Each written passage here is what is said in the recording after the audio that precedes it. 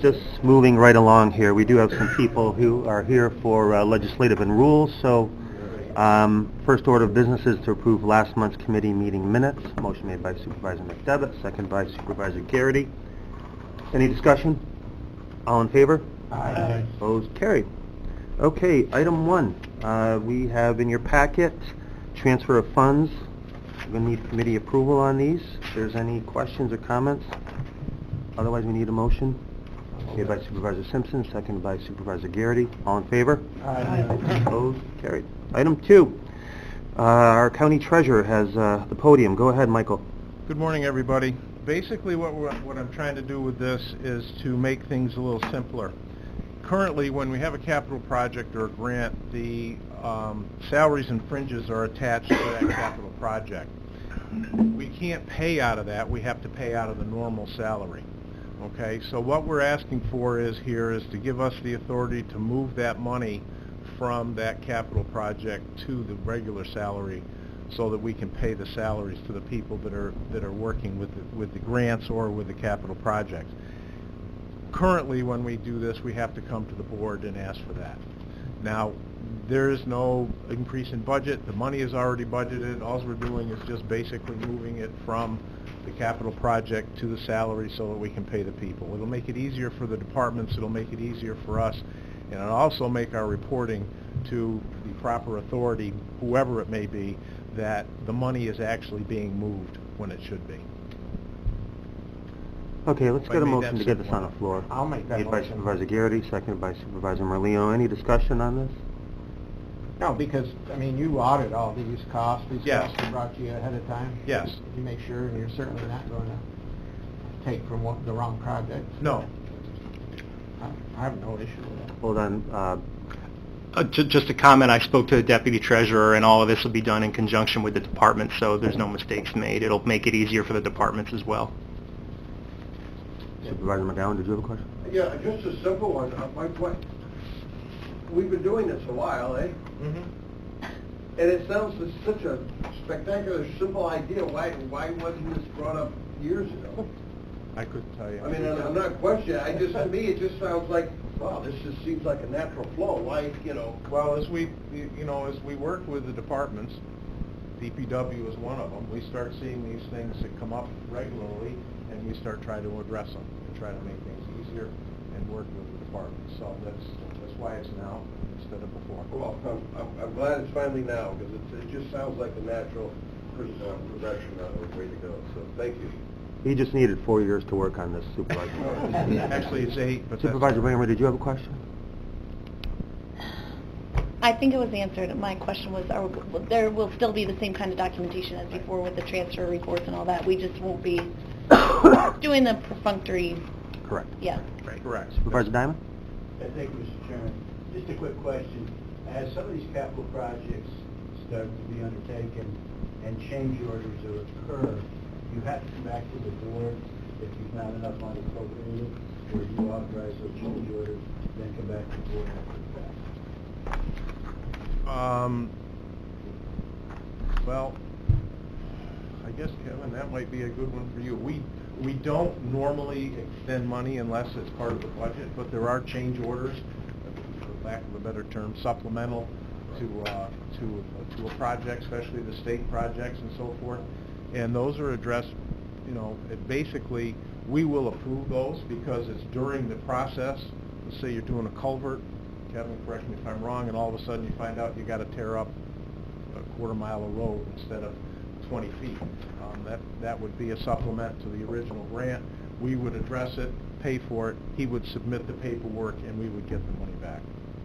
Okay, because the reason why I'm asking that question, I encountered many times that capital project was undertaken, and it was easy at that particular time where the engineer on site would authorize a change order, but the monies weren't appropriated, and then get back to the board after you authorized the change order and ask for payment.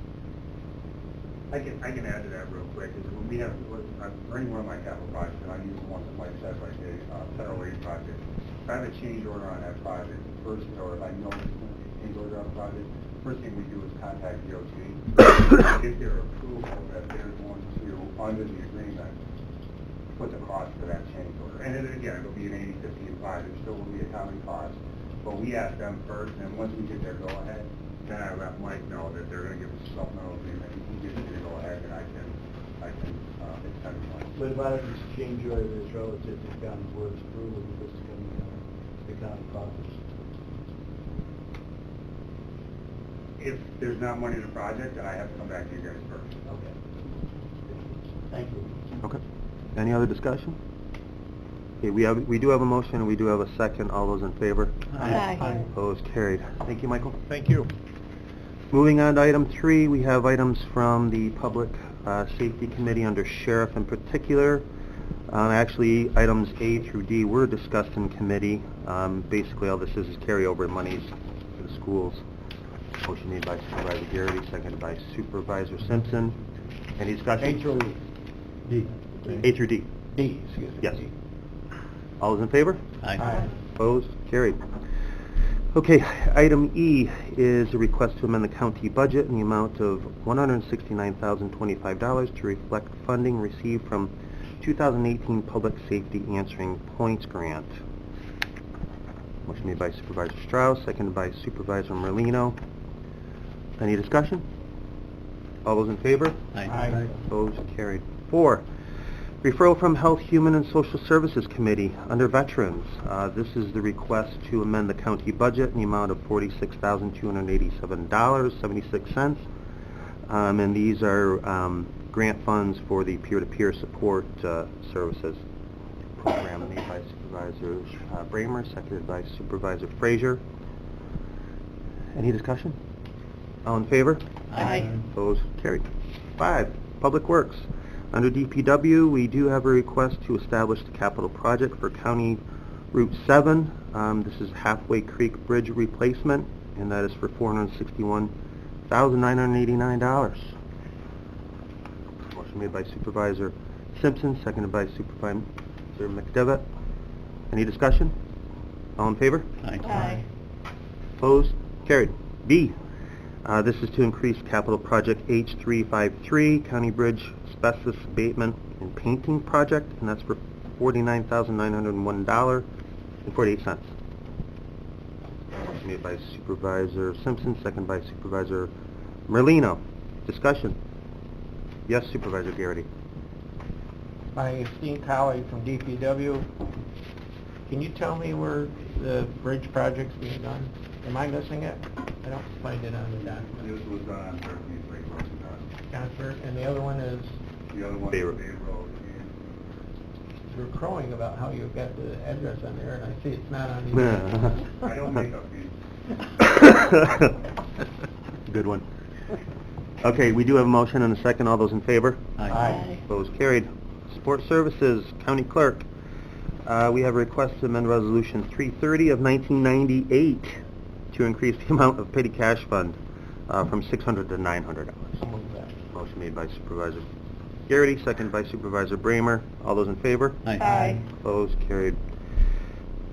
Information Technology, this is to appropriate funds totaling $51,100 from the Computer Reserve Fund for departmental budgets for the purchase of computers and related equipment and software. Motion made by Supervisor Bramer, seconded by Supervisor McDevitt. Discussion? Yes, County Administrator. The $15,000 in this request for health services to purchase laptops, there's a possibility we may be able to get DSRIP grant funding to offset that cost. If that happens, we'll know before the board meeting, in which case we'll remove this piece from the resolution. And that would be 100%? 100%. Okay. Okay, we have a motion and a second. All those in favor? Aye. Opposed? Carried. Item 7. Back at you, Ryan. The first item, I believe, is the transfer report during March of 2019. It's in the packet, 4th or 5th to last page. If there are any questions on that, I'd be happy to take a shot. None? Okay, move it. And after that, I believe the third to last piece of paper in your packet. This is another one of those issues there in discussion with the county treasurer where there's been, we think, some inefficiencies in how the county has approached write-offs in the past. Right now, if the county treasurer wanted to write off bad debt of $20, he'd have to bring it to the full board for a resolution, and we'd spend a lot more than that just going through that process on the paper and the staff time and everything else. So what we did is I worked with the treasurer's office and the county attorney to come up with this two-page bad debt collection policy. If this committee and the board wants to go about it a different way, that's fine. This is just a suggestion. But we set a policy stating that when we cannot collect a revenue that's owed to the county in the normal course of business, when that debt is outstanding for 30 days, we're sending a first notice letter from the county treasurer's office to that person that owes the debt. And the county treasurer's office would copy the department that is to which the debt is owed, that's maintaining the receivable on its books. And that department will make follow-up phone calls to try to work out a payment arrangement. If it's 60 days late or more, then we'll send a final notice letter. And again, another follow-up phone call from the department. 70 or more days late would trigger a letter from the county attorney's office, and it'll be referred to a county attorney staff member for follow-up. That might include, whether we want to get a debt collection agency in, any other legal procedures we may be able to go through.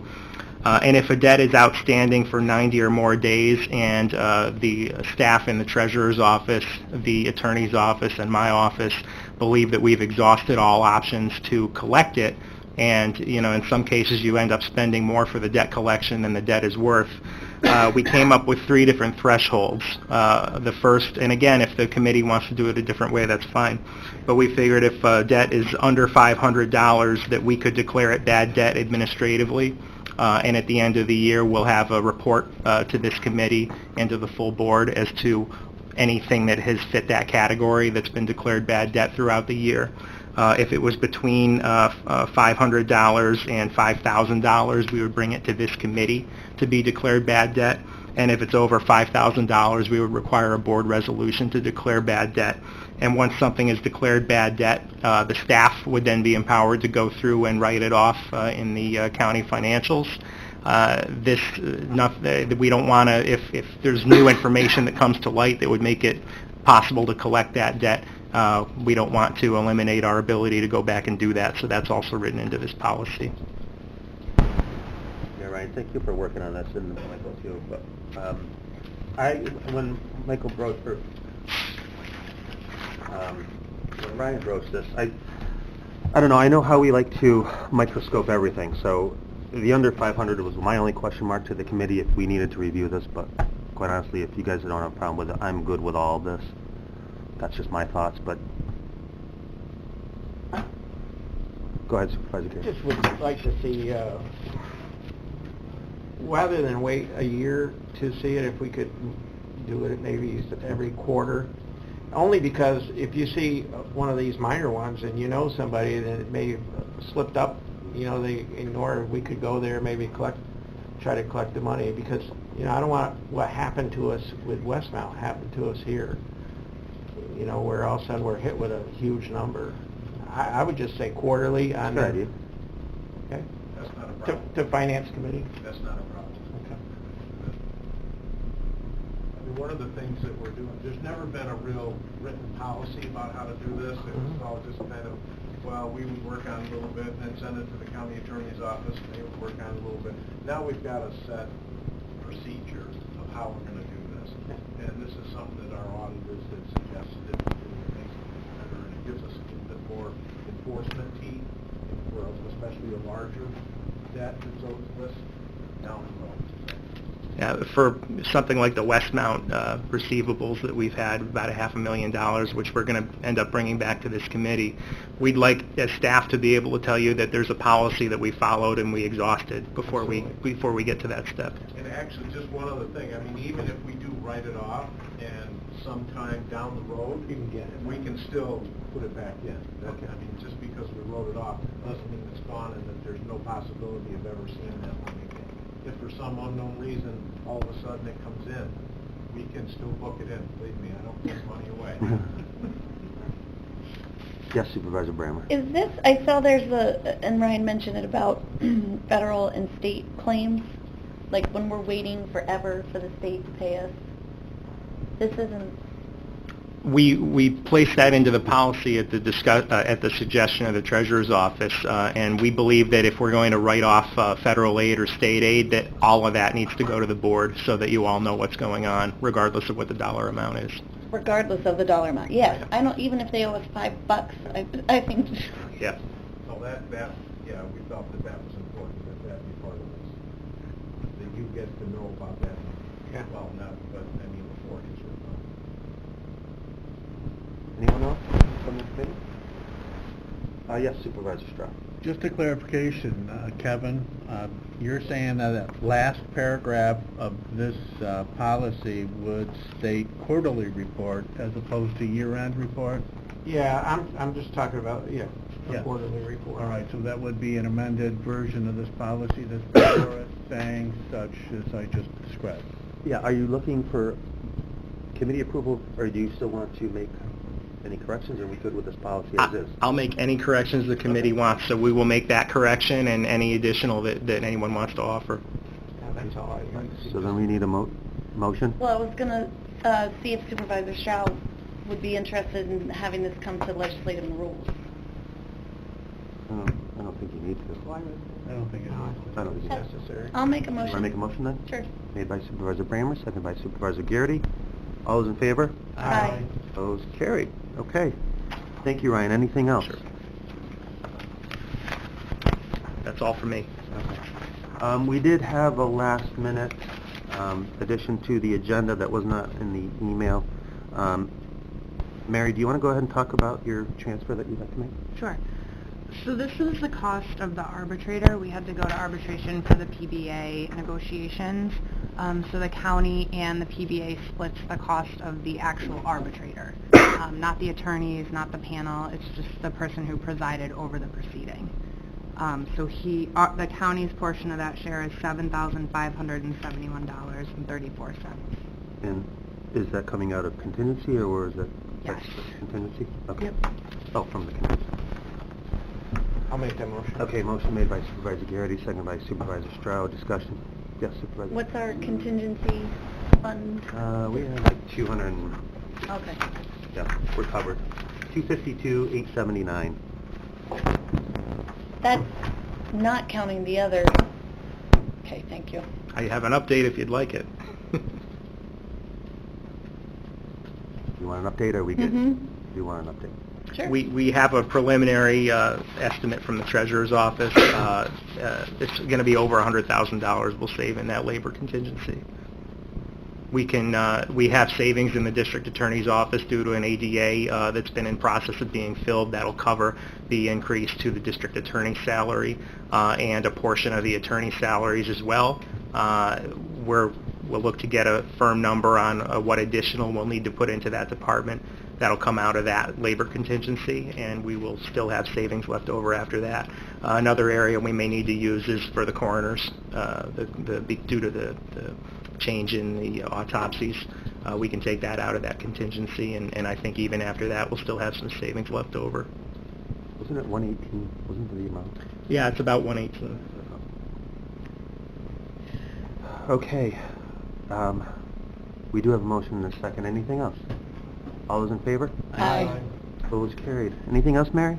Nope, that's it. Okay. And last in your packet is item 9, and that is the items that were discussed in personnel and higher education, and those are items 4B, as well as taking action on the district attorney's salary.